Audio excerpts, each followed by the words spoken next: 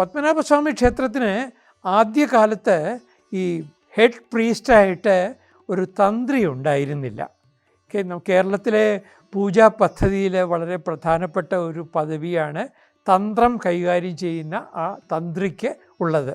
അടുത്ത കാലത്തും പത്രങ്ങളിലൊക്കെ തന്ത്രിയെ സംബന്ധിച്ച്, ഇപ്പോൾ ഇരിങ്ങാലക്കുട കൂടൽമാണിക്യ ക്ഷേത്രത്തിലെ കഴകം സംബന്ധിച്ച ഒരു തർക്കത്തിൽ ഈ തന്ത്രിയെ പരാമർശിച്ച് കാണുകയുണ്ടായി. സാധാരണ പത്രവായനക്കാർക്ക് ഈ തന്ത്രി ആരാണെന്ന് തന്നെ അറിയണമെന്നില്ല. ഞാൻ അതുകൊണ്ടാണ് വിശദമായിട്ട് പറയട്ടെ. ഈ ക്ഷേത്രങ്ങളിലെ ചീഫ് പ്രീസ്റ്റിൻ്റെയും മുകളിൽ ഉള്ള ഒരു ഹെഡ് പ്രീസ്റ്റ്, അല്ലെങ്കിൽ തിരിച്ചു പറഞ്ഞാൽ ഹെഡ് പ്രീസ്റ്റിൻ്റെയും മുകളിലുള്ള ഒരു ചീഫ് പ്രീസ്റ്റിനെ സങ്കല്പിക്കുക. അതാണ് ഈ തന്ത്രി എന്ന് പറയുന്നത്. ഇപ്പോൾ പത്മനാഭസ്വാമി ക്ഷേത്രത്തിലെ തന്ത്രം എന്ന് പറയുന്നത് ഇരിങ്ങാലക്കുടയുള്ള തരണനെല്ലൂർ നമ്പൂതിരിപ്പാടിന് ആണ്.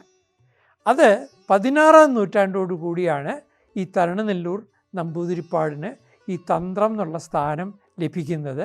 അതിനു മുമ്പ് പത്മനാഭസ്വാമി ക്ഷേത്രത്തിൽ തന്ത്രം എന്നുള്ള സ്ഥാനം കൈയാളുവാൻ ആരും ഉണ്ടായിരുന്നില്ല.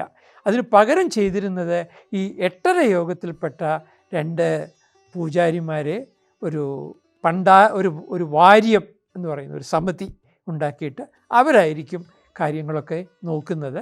അപ്പോൾ അത് പോരാ, തന്ത്രി തന്നെ വേണം എന്ന് തീരുമാനിച്ചിട്ടാണ് 16-ാം നൂറ്റാണ്ടിൽ ഈ തരണനെല്ലൂരിലെ ഒരു ബ്രാഹ്മണനെ തന്ത്രിയായിട്ട് അവരോധിച്ച്, അദ്ദേഹത്തിന് പത്മനാഭസ്വാമി ക്ഷേത്രം മാത്രമല്ല വേറെയും ക്ഷേത്രങ്ങളുണ്ട്, എങ്കിലും പ്രധാനമായിട്ട് അദ്ദേഹത്തിന് പത്മനാഭസ്വാമി ക്ഷേത്രത്തിൻ്റെ ചുമതലയാണ് അദ്ദേഹത്തിന് കൊടുത്തിരുന്നത്. അദ്ദേഹം അങ്ങനെ തന്ത്രി വന്നു. അപ്പോൾ ഇതിനിടയ്ക്ക് ഉമയമ്മ റാണിക്കും തരണനെല്ലൂരുമായിട്ട് ഒരു അഭിപ്രായ വ്യത്യാസം ഉണ്ടായി. ഉമയമ്മ റാണി ആരെയും വകവയ്ക്കാത്ത ആളാണ്.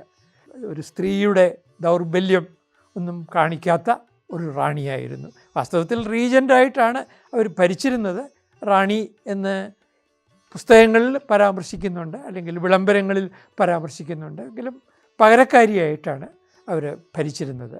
അന്ന് രവിവർമ്മയായിരുന്നു രാജാവ്, രാജകുമാരൻ. അദ്ദേഹത്തിന് പ്രായപൂർത്തിയായിട്ടില്ല. അതുകൊണ്ട് രവിവർമ്മയുടെ വളർത്തമ്മ എന്ന നിലയിലാണ് ഉമയമ്മ റാണിയായിട്ട് അറിയപ്പെട്ടിരുന്നത്.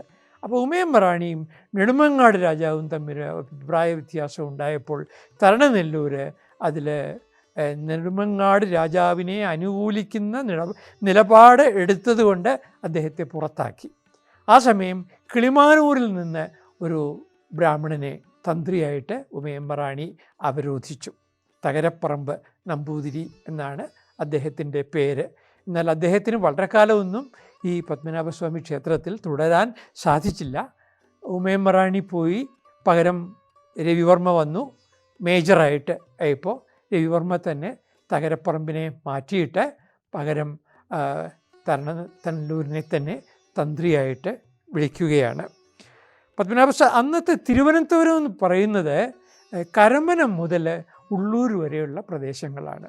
ഇപ്പോൾ പത്മനാഭസ്വാമി ക്ഷേത്രത്തിലെ ഉത്സവം നടക്കുമ്പോൾ കരമന മുതൽ ഉള്ളൂർ വരെയുള്ള വീടുകൾ അലങ്കരിച്ചിരുന്നു.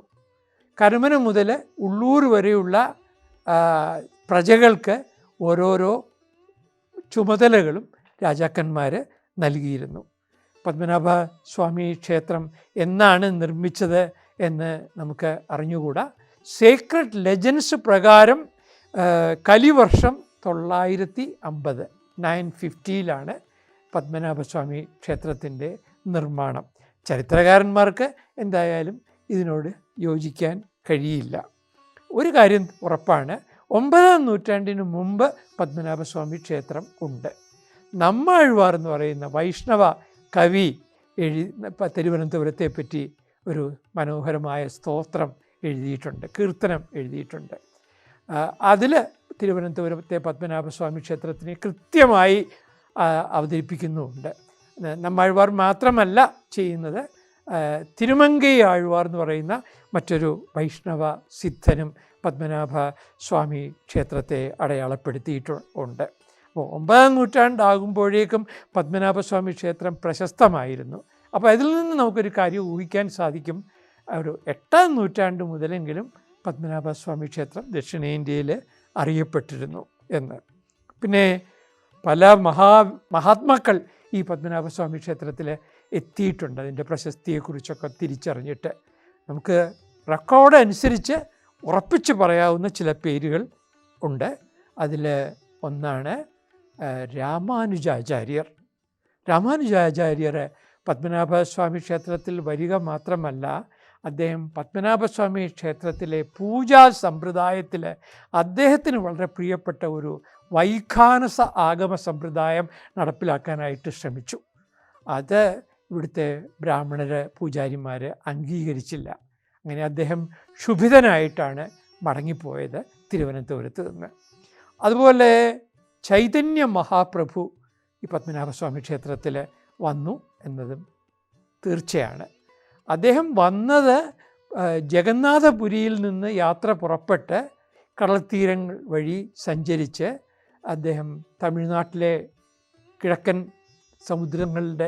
സമുദ്രതീരങ്ങളിൽ കൂടി സഞ്ചരിച്ച് തിരുവട്ടാറിൽ എത്തി പിന്നെ തിരുവനന്തപുരത്ത് എത്തുകയായിരുന്നു ചെയ്തത്. ഏതാണ്ട് ഇതേ സഞ്ചാരമാർഗം പിന്തുടർന്നുകൊണ്ട് ഇവിടെ വന്ന മറ്റൊരു മഹാത്മാവാണ് ഗുരു നാനാക്ക്. നമ്മൾ തിരുവനന്തപുരത്തുകാർക്ക് പോലും ഈ കാര്യം വേണ്ടതുപോലെ അറിയില്ല. ഗുരു നാനാക്ക് പത്മനാഭസ്വാമി ക്ഷേത്രം സന്ദർശിച്ചോ എന്ന് പലരും ആശ്ചര്യത്തോടെ ചോദിക്കുന്നത് ഞാൻ കേട്ടിട്ടുണ്ട്. ഗുരു നാനാക്ക് വന്നു എന്ന് എനിക്ക് ഉറപ്പായി പറയാൻ സാധിക്കും. ജമ്മു ആൻഡ് കാശ്മീരിലെ ഗവർണറായിരുന്ന മഹാപണ്ഡിതനായിരുന്ന ഗോപാൽ സിംഗ് എഴുതിയ ഗുരു നാനാക്കിൻ്റെ ജീവചരിത്രത്തിൽ അദ്ദേഹത്തിൻ്റെ ഈ തിരുവട്ടാർ ക്ഷേത്രവും തിരുവനന്തപുരം ക്ഷേത്രവും സന്ദർശിച്ച കാര്യം സ്പഷ്ടമായി പറയുന്നുണ്ട്. ഒരു കാര്യം കൂടി നമ്മൾ ഓർക്കണം, അന്ന് ഗുരു നാനാക്ക് ഒരു സിഖ് മതം സ്ഥാപിച്ചിരുന്നില്ല. സിഖ് മതത്തിൻ്റെ പ്രത്യേകത വിഗ്രഹാരാധനയിൽ വിശ്വാസമില്ല. പക്ഷേ അദ്ദേഹം തിരുവനന്തപുരത്ത് പത്മനാഭസ്വാമി ക്ഷേത്രം സന്ദർശിക്കാനായി എത്തുമ്പോൾ അദ്ദേഹം ഒരു വൈഷ്ണവ ഗോസ്വാമിയായിരുന്നു. ഗോസ്വാമികളെ ഗോസായി എന്ന് മലയാളത്തിൽ പറയും, മലയാളികൾ പറയും. അപ്പോൾ അദ്ദേഹം ഗോസ്വാമി ആയിരുന്ന കാലത്താണ് വന്നത്. അദ്ദേഹം അതുപോലെ ശ്രീലങ്കയിൽ പോയിട്ടുണ്ട്. നമുക്കറിയാം, മെക്കയിൽ കാൽനടയായി പോയിട്ടുള്ള ആളാണ് ഈ ഗുരു നാനാക്ക്.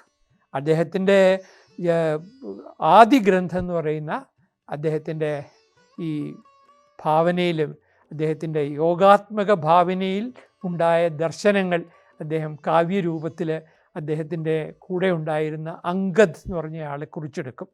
അങ്ങനെ കുറിച്ചെടുത്ത ഒരു കാവ്യത്തിൽ അത് പത്മനാഭസ്വാമി ക്ഷേത്രത്തെ പറ്റി പറയുന്നുണ്ട്. പ്രത്യക്ഷത്തിലല്ല, പരോക്ഷമായിട്ട് പറയുന്നുണ്ട്. സൂര്യചന്ദ്രന്മാർ ആരതി നടത്തുന്ന കടൽത്തീരത്തിലെ അതിഗംഭീരമായ ഒരു ക്ഷേത്രത്തിൻ്റെ മുന്നിൽ ഞാൻ നിൽക്കുന്നു എന്നൊക്കെ പറഞ്ഞിട്ടാണ് ആ കാവ്യം മുമ്പോട്ട് പോകുന്നത്. അപ്പം അങ്ങനെയുള്ള അനവധി പുണ്യാത്മാക്കളുടെ സന്ദർശനം ഈ പത്മനാഭസ്വാമി ക്ഷേത്രത്തിനെ പ്രശസ്തമാക്കിയിട്ടുണ്ട്.